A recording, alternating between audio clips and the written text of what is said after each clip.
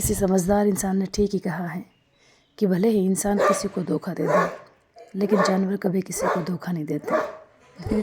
अब देखिए हमारा रॉकी, बंदर आ गए थे लेकिन क्या मजाल वो हमारे घर में आ जाएं कभी भी। ऐसे ही इस कोने से उस कोने पे भाग भाग के, दौड़ दौड़ के, और बेचारा पूरी मशक्क़त करके उनको भगा ही देता है। पूरी तरह से अकेला सामना करता है, 4 5 6 7 जितने भी आते हैं। और रात में जब हम इसको खुला छोड़ देते हैं, 1 मिनट के लिए भी नहीं सोता। पूरी रात कभी ऊपर कभी नीचे ऐसे घूमता रहता है। और दिन में निश्चिंत होके, ये जानवर है लेकिन समझ जाता है कि अब घर के सारे सदस्य जाग रहे हैं या घर में हैं, तो मैं अब निश्चिंत हो सकता हूँ। दिन में आराम से सोता है और पूरी रात बेचारा दौड़ भाग करता रहता है। तो हमें भी अपने आसपास ना जीवों को अगर घर में पाल सके तो बहुत अच्छी बात है। नहीं तो अगर गली में भी जो डॉग हैं उनको अगर हम खाना खिलाते हैं तो ऐसा है कहाँ से खाना लेकर आएंगे बेचारे। तो वो तो हमारे लिए और भी ज़्यादा पुण्य का कार्य हो जाता है। तो भले ही हमारे घर में रखना संभव ना हो, लेकिन जीवों की सेवा अगर हम अपने पुण्य कमाई में से थोड़ा सा हिस्सा अगर इनको भी देते हैं तो ये बहुत ही अच्छी बात होती है। तो चलिए बात करते हैं सर्दियों में हम अपने पौधों की देखभाल कैसे करें ताकि हमारे पौधे हरे भरे रहें और उनको सर्दी से कम नुकसान पहुंच सके। तो सबसे पहले तो जब हम देखते हैं कि अगर हमारे किसी भी गमले की, किसी भी प्लांट की पत्तियां पीली पड़ने लगी हैं, तो हमें उस पत्ती को या उस टहनी को साथ के साथ हटा देना चाहिए। कोई भी टहनी अगर आपको लगता है सूख रही है तो उसको काट के दूर कर देना चाहिए, क्योंकि वो पोषण लेती है और वो पोषण उसके किसी काम का नहीं, क्योंकि वो ख़त्म हो चुकी है। इसलिए पौधे की अन्य शाखाओं को वो पोषण मिल सके, इसलिए सूखी टहनी को हटा देना चाहिए। इसके बाद बात करते हैं बल्ब वाले पौधों की, जैसे कि रेन लिली, फुटबॉल लिली, रजनीगंधा, जीजी प्लांट। इन सभी के नीचे छोटे छोटे कंद बने हुए होते हैं। जैसे आलू का पौधा होता है, नीचे उसके आलू बने हुए होते हैं जड़ों में, वैसे ही इनके अब नीचे छोटे छोटे बल्ब बने हुए होते हैं, जिससे दूसरा पौधा तैयार होता है। तो इस समय वो भी डोरमेंसी में चले जाते हैं और वो पौधे ख़राब हो जाते हैं, ना तो वो फूल देते हैं। रेन लिली, फुटबॉल लिली, ये सारे के सारे आगे गर्मियों में, बारिश के मौसम में अच्छे खासे फूल देंगे। तो इस समय ये ख़त्म होने लगते हैं। तो इनके बल्ब को हमने पहले भी एक वीडियो में हमने इस बात को शेयर किया था कि कैसे कैसे हम उनके बल्ब सिक्योर कर सकते हैं, कैसे उनको आगे सीज़न के लिए बचा सकते हैं। तो एक तो इसका तरीका ये भी है कि आप किसी भी कार्डबोर्ड में छोटा कोई डिब्बा आपके पास इस तरह का हो जिसमें उसको खुली हवा लगती रहे, अच्छे से बल्ब को मिट्टी में से निकाल के और धो के उस डिब्बे में रख दें और सीधी उसको हवा मिलती रहे। लेकिन ये जो तरीका है ये कभी कभी फेल हो जाता है। कई बार बल्ब जो हो पूरी तरह से सूख के ख़त्म हो जाते हैं। तो सबसे आसान तरीका इसका यही है कि आप उसको मिट्टी में ही रहने दें। ये जो तरीका है ये 100% सफल रहता है, क्योंकि इसमें कभी भी बल्ब ख़राब नहीं होता। जौ के तो मिट्टी में पड़े रहते हैं, जैसे ही इनके अनुकूल मौसम आएगा ये फिर से अपने नए पौधे बनाएगा और खूब सारे फूल भर भर के हमें देगा। मल्टीप्लाई होते रहेंगे, बल्ब भी बढ़ते रहेंगे और पौधे भी बढ़ते रहेंगे। तो सबसे आसान तरीका यही है कि बल्ब वाले पौधों को जौ का तो मिट्टी में छोड़ दें। ये देखिए इसके जो बल्ब हैं ये अब तक जौ के तो बरकरार हैं और बिल्कुल ऐसे ही रहेंगे। इसके ऊपर के पत्ते मैंने अभी इसलिए नहीं निकाले हैं क्योंकि ये भी बिल्कुल ग्रीनरी ऐड कर रहे हैं मेरे बगीचे में। ये ख़राब नहीं हुए तो मैंने इनको हटाया नहीं, और जब तक ये सुंदर लग रहे हैं तो हमें हटाना ही क्यों है। जैसे ही थोड़ी सी सर्दियाँ जाएंगी तो इनको मैं ऊपर से काट दूँगी और फिर से अपने अंदर से एक नया बेबी प्लांट लेके आएंगे और उसमें नए नए फूल आते रहेंगे। अब ये देखिए एक और बल्ब जो है, इसका जो पौधा है वो ऊपर से उसके पत्ते पीले पड़ गए थे, क्योंकि इसको मैंने बाहर बिल्कुल सीधी सर्दी में रख रखा है, इसलिए वो जल्दी ख़राब हो गया। और इसका जो बल्ब है वो ज्यों का तो नीचे बरकरार है। ये बल्ब को सिक्योर करने का सबसे आसान तरीका है। ये देखिए कुछ दिन पहले हमने आपके साथ एक वीडियो साझा करी थी। इसमें हमने एक टूटे हुए गमले में, जिसको हम ज़्यादा यूज़ नहीं करते, उसमें रेन लिली के बल्ब डाल दिए थे। उसमें से दोबारा नए नए पौधे निकल आए हैं और गर्मियों में खूब फूल देंगे। इसके बाद अगर आपके किसी भी गमले में या अगर आपने ज़मीन में पौधे लगा रखे हैं तो साथ में अगर खरपतवार निकल आई, कोई एक्स्ट्रा अनवांटेड प्लांट आपको दिखाई देता है, तो उसको आपको निकाल देना चाहिए, क्योंकि वो भी पौधे के हिस्से का सारा पोषण स्वयं खींच लेता है, जिससे पौधा जो हो कमज़ोर पड़ता है। इसलिए साथ जो भी आपको लगे कि ये प्लांट जो है वो अपने आप उगाया है और किसी काम का नहीं है, तो उसको आप साथ के साथ हटा दें। ये जीजी प्लांट के बल्ब इसके नीचे बिल्कुल ये सेफ़ है, बिल्कुल सीधी सर्दी में रखा है, लेकिन फिर भी सेफ़ इसलिए है क्योंकि ये ग्रुप में है। तो कहते हैं ना, एकता में बल होता है। यही बात इन पौधों पर भी लागू होती है। इसलिए सर्दियों से पौधों को बचाने का सबसे सरल तरीका एक ये भी है कि सभी को आप ग्रुप में रख दें। सभी को एक साथ इकट्ठा करके अगर आप रखेंगे तो सारे पौधे ठीक रहेंगे, सर्दी का बुरा असर उन पर नहीं पड़ेगा। अगर आपने गेंदे के पौधे लगा रखे हैं तो लगभग ये जो पौधे आपको दिखाई दे रहे इतनी लंबाई होने पर उनके ऊपर से पिंचिंग कर दें। पिंचिंग का मतलब ऊपर से एक बीच का जो तना उसका मेन चल रहा है उसको ऊपर से तोड़ दें या कैंची से काट दें। इससे आपको फ़ायदा ये होगा कि जहाँ से आप इसको काटेंगे वहाँ पर और नई नई 3-4 शाखाएँ निकलेंगी, और जितनी शाखाएँ निकलेंगी उतने ही डंठल बनेंगे, उतने ही उसके ऊपर फूल बनेंगे। इसलिए बहुत ही अच्छा तरीका है ये ज़्यादा फूल पाने के लिए। जब पौधा छोटा होता है उस पर पिंचिंग कर देंगे तो काफ़ी फूल आपको मिलेंगे। इसके बाद बात करते हैं पौधों के आसपास साफ़ सफाई रखने की।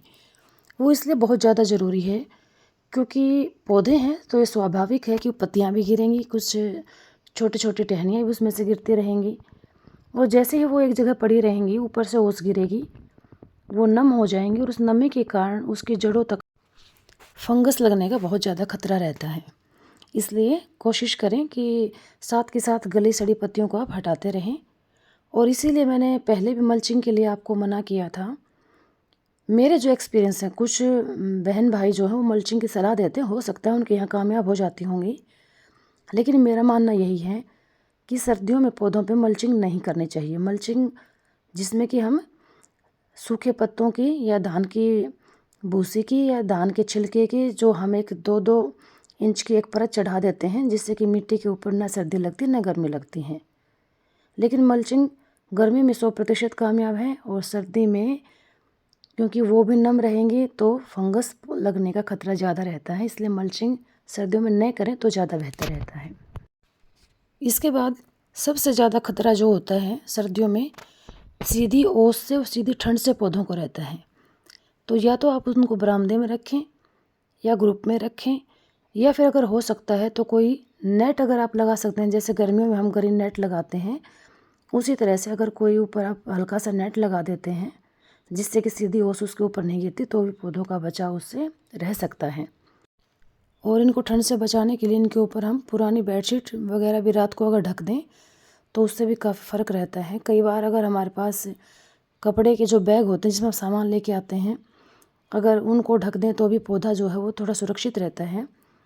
तो इसको अगर हम दिन रात ढके रखेंगे तो इसको नुकसान पहुंचेगा, लेकिन रात की ठंड से हम इसको बचा सकते हैं, और दिन में सीधी धूप लगना ही इसके लिए काफ़ी बेहतर होता है।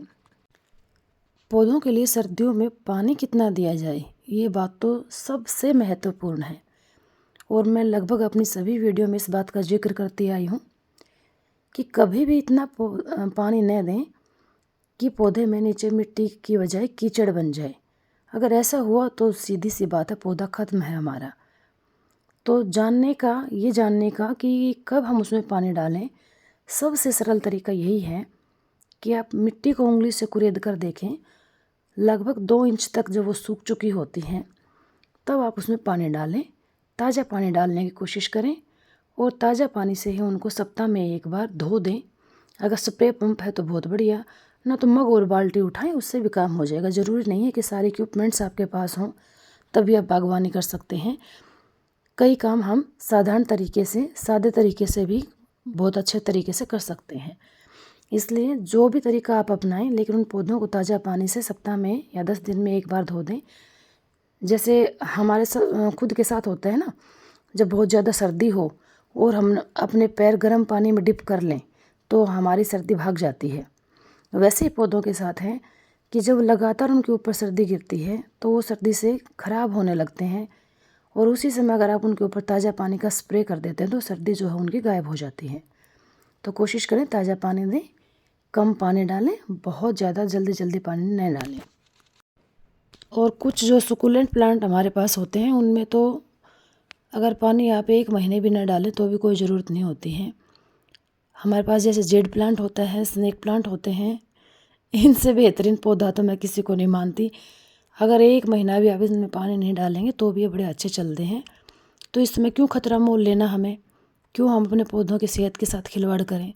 कोशिश करें कम से कम पानी डालने की, क्योंकि वातावरण में नमी है और उसकी बूंदें गिरती हैं, वैसे ही पानी की कमी नहीं होती, इसलिए कोशिश यही करेंगे कि कम पानी डालें। अगर हम सर्दियों में फर्टिलाइज़र की बात करें तो बेझिझक 15 दिन में हम खली, और खली कौन सी, सरसों की खली, और उसके बाद गोबर खाद 15-15 दिन के अंतराल पे अगर हम इनको डालें तो हमारे पौधे बिल्कुल स्वस्थ रहते हैं। सबसे बेहतर तरीका होता है पानी में इनको मिलाकर डालना। और अगर ना भी डालें, पहले से ही आपकी मिट्टी बहुत अच्छी तैयार है, तो अगर पूरा महीना भी नहीं डालते हैं खाद आप, तो भी कोई ज़रूरी नहीं, आपके पौधे बड़े अच्छे से चलते रहेंगे।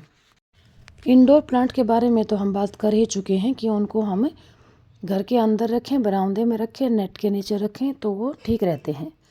अब अगर बात करते हैं फूलों वाले पौधों की, तो उसके लिए सीधी सूरज की रोशनी बहुत ज़रूरी है।